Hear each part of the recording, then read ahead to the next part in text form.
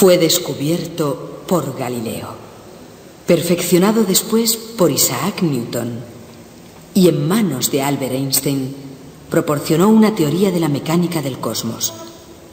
Fue uno de los mayores misterios de la física. Todos los cuerpos caen con la misma aceleración constante. Ley de la gravedad o ley de la caída de los cuerpos. En el vacío, todos los cuerpos caen con la misma aceleración constante.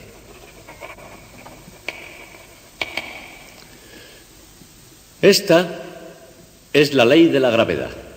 No parece que esto quiera decir mucho, pero veamos ahora exactamente en qué consiste. Dice esta ley que el efecto de la gravedad en todos los cuerpos es siempre el mismo, con independencia de su peso.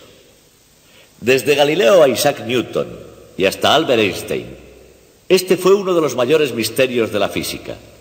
Y hay más, también dice que los cuerpos caen con una aceleración constante. Ahora bien, entender esto sería casi imposible si no contáramos con un dispositivo matemático llamado derivada.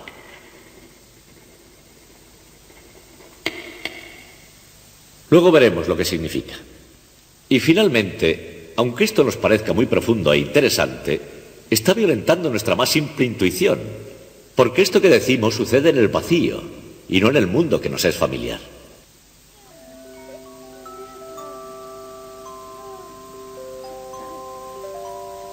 Seguramente para todos nosotros, nuestro primer contacto con las leyes de la naturaleza habrán sido el efecto de la fuerza de la gravedad en la Tierra.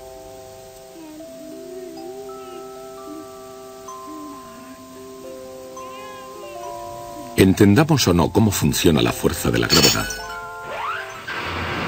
tenemos un temor innato a sus efectos. ¿Pero qué es exactamente ese efecto de la gravedad? Hay cuerpos que caen con rapidez y de forma rectilínea, pero hay otros, en cambio, que tienen un comportamiento diferente. En algunos casos, casi no se puede definir cómo y por qué caen los cuerpos. Debemos distinguir el efecto de la gravedad sobre un cuerpo que cae del efecto de oposición del aire por donde cae. En otras palabras, tenemos que imaginarnos un cuerpo que cae en el vacío.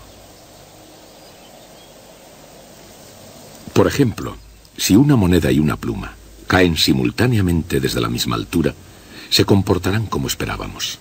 Han caído a diferente velocidad, pero eso es solo a causa de la resistencia del aire sobre ambos objetos. En el vacío, una moneda, una pluma y cualquier otro objeto caerían a la misma velocidad.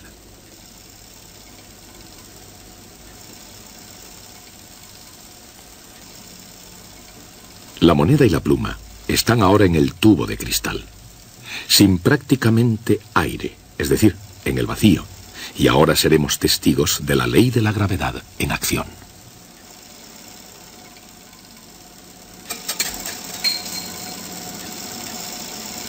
Sin el efecto que produce la resistencia del aire, todos los cuerpos, independientemente de su peso, caen exactamente a la misma velocidad.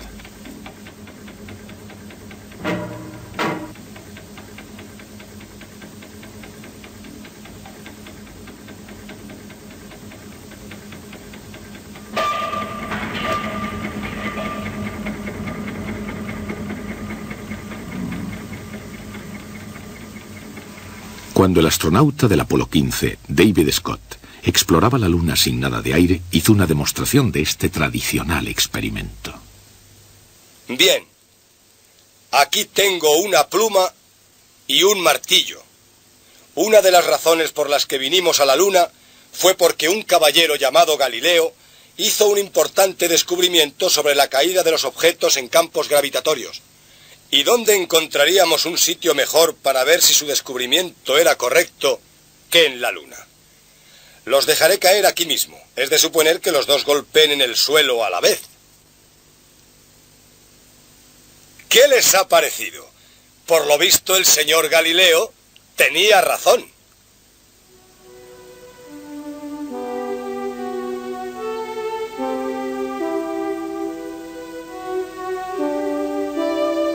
El señor Galileo tenía razón. Hace casi 400 años, cuando todo el mundo pensaba que los cuerpos pesados caían con más rapidez que los ligeros, Galileo se dio cuenta de que en el vacío todos los cuerpos caerían a la misma velocidad. Por supuesto, Galileo no podía conseguir un vacío, pero pudo imaginar uno. Pintó un cuerpo pesado unido a otro ligero. Este cuerpo compuesto caería más deprisa o más despacio que el cuerpo pesado solo. Si el cuerpo ligero caía más despacio, retardaría la caída del cuerpo pesado. Pero al mismo tiempo, un cuerpo compuesto tiene que pesar más que uno solo pesado. Por lo tanto, el cuerpo compuesto tendría que caer más deprisa que el cuerpo pesado solo, pero nunca más despacio. Es obvio que la idea de que un cuerpo pesado cae con más rapidez solo conduce a una ineludible contradicción.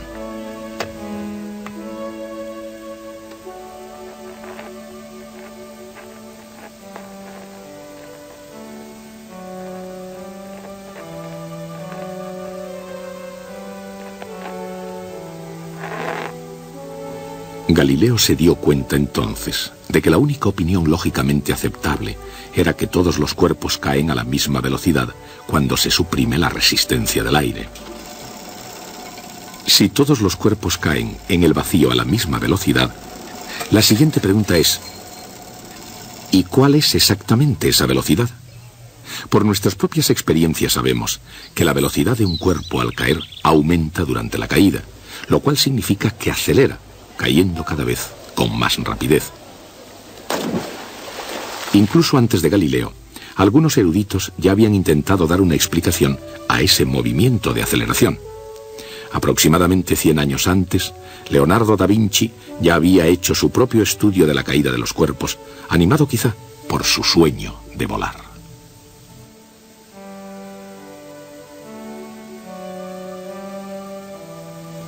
Más que preguntarse por la rapidez de la caída de los cuerpos, Da Vinci se preguntaba cuánto caerían en los sucesivos intervalos de tiempo. Su teoría del movimiento acelerado era que un cuerpo recorrería cayendo mayores distancias en intervalos posteriores. Después concluyó con la teoría de que las distancias seguían la ley de los números enteros. Es decir, una unidad de distancia en el primer intervalo de tiempo, 2 unidades en el segundo intervalo de tiempo, etc. Galileo adoptó el método de descripción de Leonardo da Vinci, pero llegó a una conclusión diferente de cómo crecían las distancias. En lugar de crecer de ese modo, Galileo tenía la teoría de que las distancias estaban relacionadas con los números impares. 1 unidad de distancia en el primer intervalo de tiempo, 3 unidades de distancia en el segundo intervalo, 5 unidades de distancia en el tercer intervalo, etc. En otras palabras, según Galileo, la distancia recorrida en cada intervalo es proporcional a los números impares. Galileo llegó a sus conclusiones después de realizar una brillante serie de experimentos en los que medía el tiempo que rodaba una bola por planos inclinados cada vez más empinados. La ley de los números impares de Galileo se puede ver en acción en algún lugar sorprendente, y que a Galileo le hubiera causado más asombro que la misma superficie de la Luna. En una montaña rusa de un parque de atracciones al sur de California, los visitantes pagan con gusto una cantidad de dinero por el privilegio de dejarse caer en caída libre a través del espacio bajo la influencia de la gravedad. Algodón de azúcar, candy, es mucho mejor. A mí esto no me gusta nada. No. De hecho, esta parte del paseo es gratis. ¡Oh!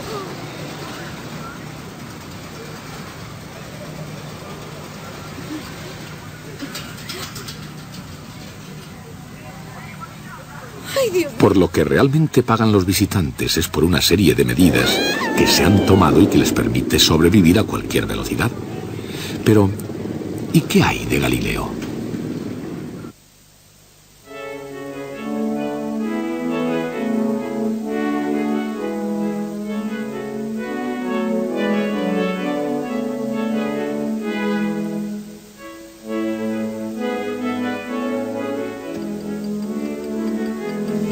Si esto es una unidad de distancia, esto debería de ser 3, y esto 5, y así sucesivamente.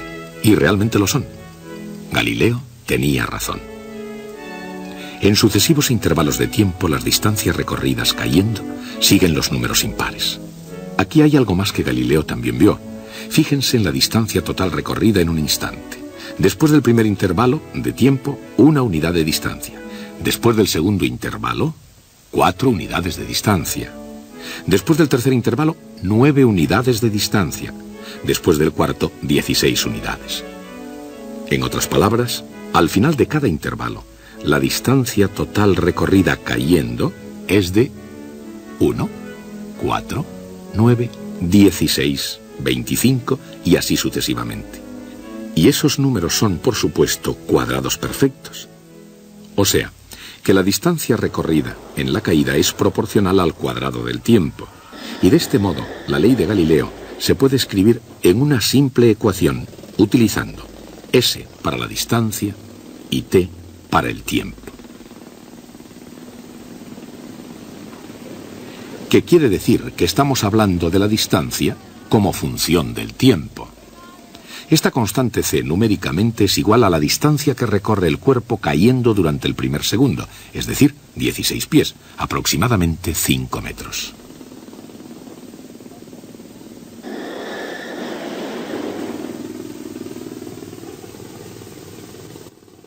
En cualquier punto de la caída, la distancia es igual a c veces el cuadrado del tiempo.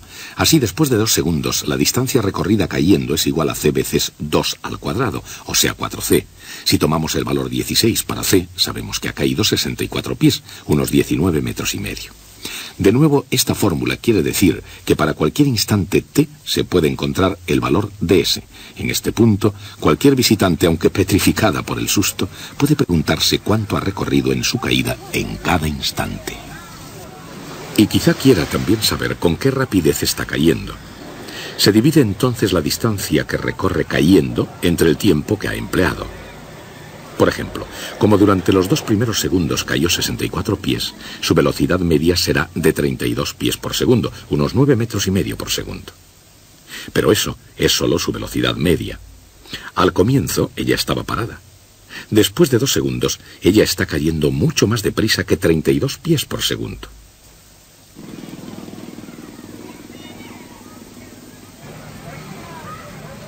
Pero lo que realmente desea saber esta mujer no es su velocidad media, sino su velocidad exacta o instantánea en cualquier instante dado.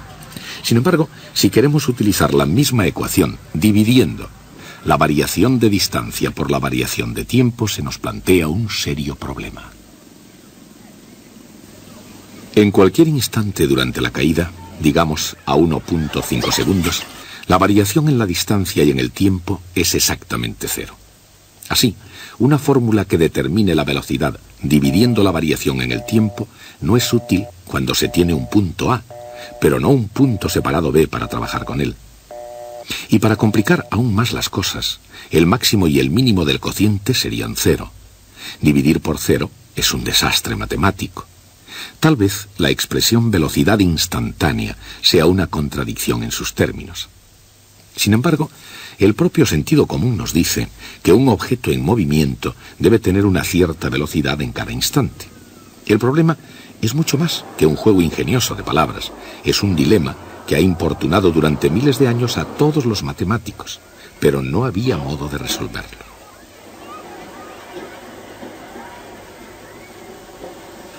En lugar de pedir la velocidad instantánea en un tiempo exacto t, pida cuál es la velocidad media entre el tiempo t y un tiempo h segundos más tarde, el tiempo t más h. El cambio en el tiempo es h segundos. Si la distancia recorrida cayendo en un tiempo t es igual a c veces t al cuadrado, la distancia recorrida cayendo en el tiempo t más h debe ser igual a c veces th al cuadrado.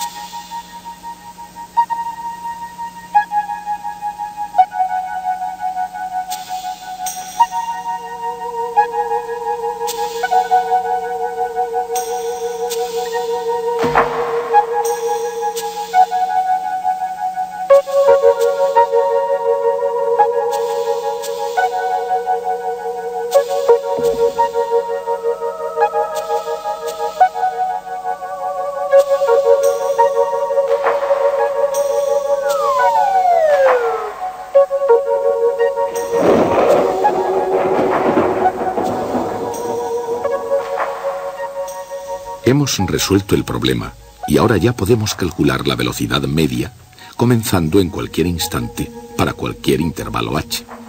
H puede ser un segundo, medio segundo, una décima de segundo o incluso cero, porque ahora no estamos dividiendo por cero.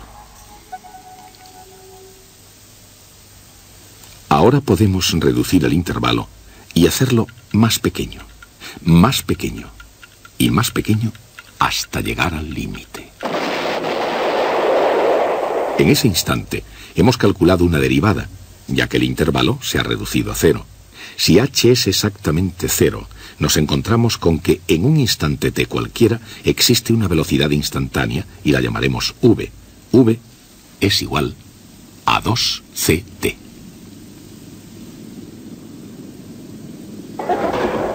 Si seguimos utilizando el valor 16 para c, podríamos decirle a esa joven: no se preocupe, señora. La distancia que usted ha recorrido es solo 16 veces t al cuadrado pies, unos 5 metros, y su velocidad en cada instante ha sido 32 veces t pies por segundo, casi 10 metros por segundo. Obviamente, se ha quedado impresionada. ¿Cómo lo calculó? Podría preguntar. Nosotros acabamos de inventar la derivada. En el lenguaje común, derivada quiere decir que deriva de algo, como por ejemplo, en la frase el dulce de chocolate es derivado del chocolate. Pero en matemáticas esa palabra tiene un significado técnico muy concreto. Es el ritmo con el que algo está cambiando. La velocidad de la caída de esta señora era la derivada de la distancia desde lo alto. En otras palabras, la velocidad es la derivada de la distancia. Al principio, cuando hablamos de su velocidad media, estábamos haciendo álgebra, simplemente dando valores a la ecuación velocidad igual a distancia dividida por tiempo. Pero cuando comenzamos a trabajar con un intervalo de duración h y lo hicimos tender a cero, estábamos calculando una derivada y entramos en el mundo del cálculo diferencial. El cálculo diferencial es la matemática de utilizar derivadas. Calcular una derivada se llama diferenciación. Las derivadas no solo se aplican a los cuerpos en movimiento. Se puede calcular también una derivada que represente el ritmo de cambio de una población de delfines con relación a la temperatura del océano. O del volumen de un globo respecto al área de su superficie. O a la variación en el precio de una pizza respecto a su diámetro. En otras palabras, las derivadas se pueden calcular para casi toda situación en la que haya variación en alguna cantidad cuando otra de las cantidades aumente o disminuya.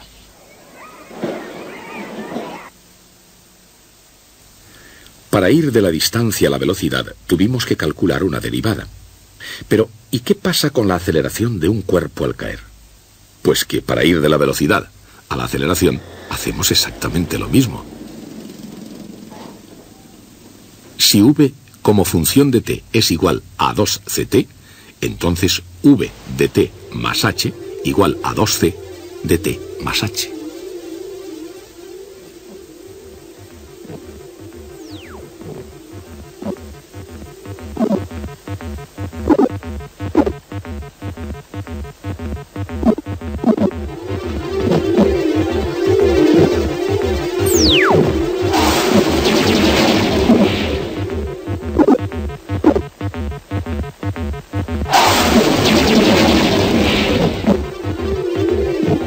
De t igual 2c. Pero vean lo que ha ocurrido. Primero, la distancia s se mantiene creciendo con el tiempo. Si hay variación en t, hay variación también en s. Y la velocidad v también crece con el tiempo. Pero ahora nos hemos encontrado con que la aceleración a no depende en absoluto del tiempo. Es sencillamente una constante a igual 2c. Independiente del valor de t, a es siempre la misma. Por fin lo hemos conseguido. Hemos obtenido que el resultado de la gravedad es una aceleración constante.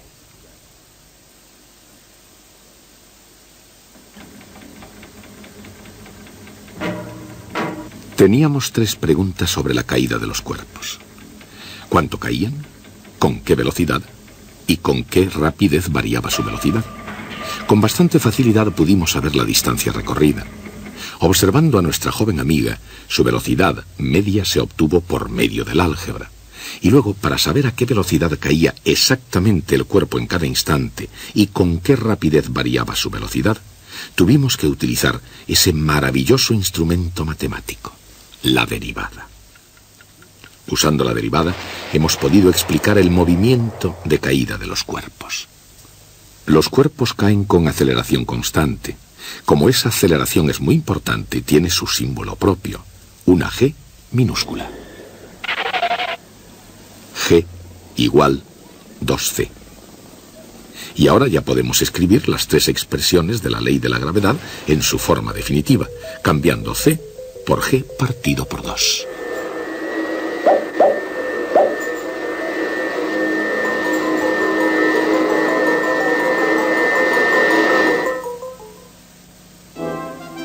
Según esta ley, un cuerpo cae con una aceleración constante, con velocidad proporcional al tiempo y recorre una distancia al caer proporcional al cuadrado del tiempo. Este tipo de movimiento se llama movimiento uniformemente acelerado.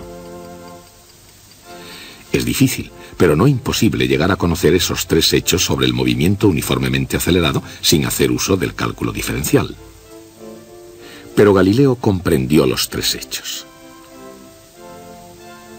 En realidad, casi 300 años antes de Galileo, un erudito francés llamado Nicole Oresme trabajó sobre el comportamiento del movimiento uniformemente acelerado.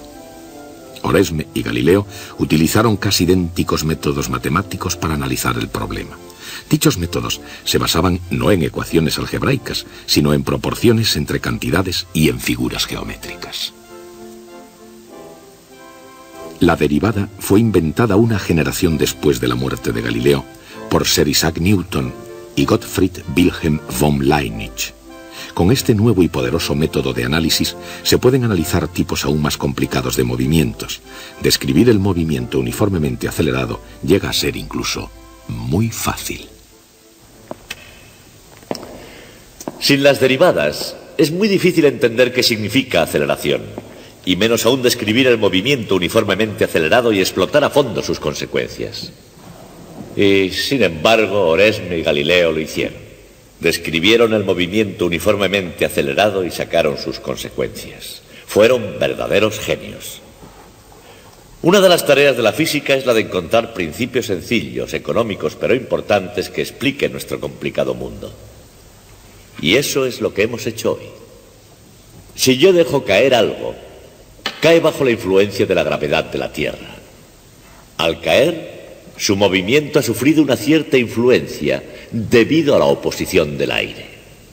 Si ahora imagino que puedo deshacerme del aire y dejo caer el objeto en el vacío, enseguida descubro un dramático y a la vez sorprendente hecho.